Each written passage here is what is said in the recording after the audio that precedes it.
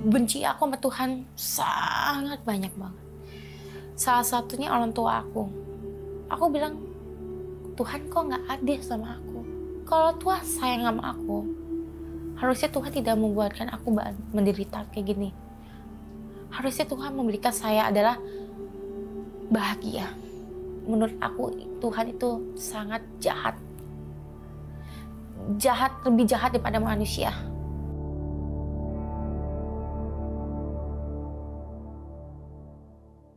Saat aku masih kecil, aku melihat papaku benturin kepala mamaku ke tembok sampai biru. Aku yang melihat saksi itu semua sampai papa mamaku cerai, terpisah. Dan itu sangat-sangat terpuruk banget sama aku. Secara mental itu pengaruh banget. Sebenarnya aku nggak mau lahir di dunia ini. Kenapa mereka nggak bunuh aku aja saat itu? Pikiran aku. Selama itu aku punya kepahitan sama papaku. Aku selalu berontak sama papaku. Selalu bentak papa aku. Selalu aku lawan papa aku. Papa aku nasihat aku bebal banget. Jadi aku nggak pernah dengerin kata-kata dia. Akhirnya aku memutuskan papa mamaku cerai, aku ikut mamaku sama kakak aku berdua. Aku nggak punya teman sama sekali. Aku juga nggak pernah komunikasi sama orang. Aku bangun pagi jam 4 harus cuci baju, cuci piring, masak nasi. Saat itu aku benar-benar kayak, kok hidup orang enak, hidup aku enggak. Pengen cepet akhirin hidup dunia ini. Karena udah nggak tahan lagi, udah capek. Dengan perlakuan kalian semua, bully-bullyan kalian, kekerasan, KDLT, semuanya. Itu efek semua ke anak. Aku baru sadar saat umur 25 tahun ini. Kendalanya adalah sakitnya apa? Pikiran. Pikiran aku terganggu banget. Pikiran aku terganggu adalah pengen bunuh diri. Dokter bilang aku bipolar. Saat itu aku nggak terima lagi. Aku tuh nggak tahu. Aku selama ini taunya sakit fisik doang. Aku nggak tahu kalau aku punya sakit kejiwaan, kegangguan jiwa aku sendiri. Karena pikiran aku tuh penuh banget pikiran-pikiran negatif. Di saat itu aku bingung, tiba-tiba kok pikiran negatif. Terus aku juga selalu memikirkan negatif sama orang. Kok orang ini gak suka sama aku mungkin. Padahal itu dari pikiran aku sendiri. Kok orang ini kayak benci sama aku. Padahal itu pikiran aku sendiri. Itu sangat terganggu banget. Sampai aku gak bisa tidur 2 minggu atau 3 minggu itu. Pas kemudian aku ke rumah sakit itu berobat, aku cerita sama teman konselor, teman gereja aku. Disitulah mengungkapin rasa kepahitan aku, kebencian aku, terus dendamnya aku, terus amarahnya aku. Akhirnya kita cerita, ungkapin, hatiku sedikit tenang. Saat itu tenang. Dia bilang sama aku, coba kamu baca Alkitab, karena aku nggak pernah baca Alkitab. Aku benar-benar gak ngenalin Tuhan sama sekali. Karena di hati aku benci sama dia. Aku dendam sama Tuhan. Gak adil bagi aku. Pas aku dikenalkan Alkitab, akhirnya aku cari di rumah Alkitab aku. Akhirnya aku mulai baca Alkitab dari awal. Dari firman aku baca itu semuanya, itu salah satu pengampunan kok Tuhan aja bisa menampakin Musa, Nuh, Yusuf sama ini. Dan Yusuf pun juga dibuangin nama saudara-saudaranya, udah dijual, dibuang, tapi dia nggak dendam. Dari situlah aku belajar. Disitulah aku belajar untuk mengampunin diri aku. Karena selama ini Tuhan tuh mau kasih, tapi aku menolak. Tapi sejak aku mengenal Tuhan, sejak aku bisa benar-benar dekatin diri aku ke Tuhan, benar-benar hati aku tenang. Saat aku mengenal Tuhan, malah Tuhan yang nolong aku. Dia selalu pertangannya ke aku. Dia yang selalu rangkung aku. Saat itulah aku sadar, Tuhan itu baik sama aku. Saat aku udah terima Tuhan Yesus, akhirnya aku komunikasi sama papa aku. Kita jogging, kita olahraga, disitulah terbanyak terbuka. Saat itu papaku juga banyak minta maaf sama aku.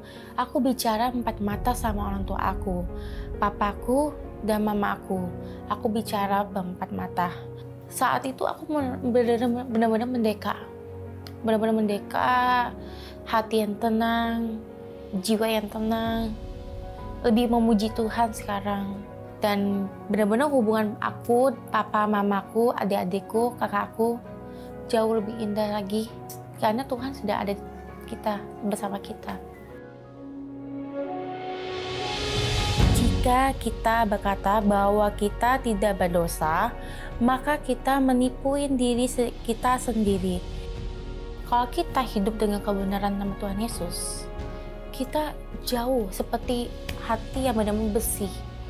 Hati yang bersih, terus kita juga hidup yang baik, nggak ada derita lagi. Karena sudah apa? Sudah Tuhan tebuskan dosa itu di kayu salib.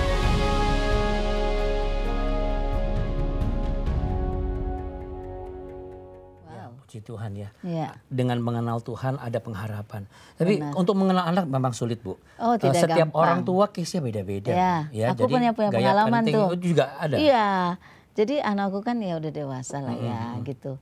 Jadi satu kali kita ngobrol-ngobrol, menurut saya lagi ngomong sesuatu yang baik untuk dia, sebaiknya begini dan nasihat begitu. Pengarahan Biasa gitu lah ya, orang sebagai tua orang kan. tua. Terus tiba-tiba dia kasih statement ke saya gini, Mama, tolong jangan banyak pengarahan. Soalnya aku udah capek, di kantor juga arahan, di rumah arahan. Biasa aja mah kayak teman biasa. Berarti kalau dengan tidak banyak pengarahan itu akan menjadi seperti teman ya. Iya. Padahal kita merasa biasa kalau kita beri pengarahan ya. Iya kan itu untuk baik gitu. Iya, pengarahan dan pemarahan, jangan marah-marah. Ya semoga kita semua orang tua bisa jadi teman lah. Ya harus, karena kalau bukan kita siapa lagi teman mereka. Kadang-kadang memang waktu anak-anak bikin statement, itu kan dari hati mereka dan pengalaman mereka. Betul. Itu kayak sesuatu juga untuk kita belajar ya, aku harus perbaiki. Betul. Sejak itu aku belajar memperbaiki sih. Iya, betul. Ya jangan lupa juga kalau buat teman-teman juga yang mau pokok doa atau rindu didoakan mengenai hubungan orang tua dan anak, kirim di kolom chat, nanti kita akan doakan di Sabah Doa 4. Betul. Ada yang mau disampaikan oleh Bu Maria? Silakan. Mazmur 34 ayat 19 mengatakan bahwa Tuhan dekat kepada orang yang patah hati dan menyelamatkan orang yang remuk jiwanya. Tidak gampang waktu kita terluka. Apalagi yang melukai adalah orang yang kita pikir mereka adalah yang kita hormati. Kita sanjung, kita percayai. Tapi pada waktu kita dicampakkan, kita dibuang, kita dilukai. Mazmur Daud berkata bahwa kalau yang melukai aku adalah orang-orang di luar sana, itu mungkin masih bisa aku terima.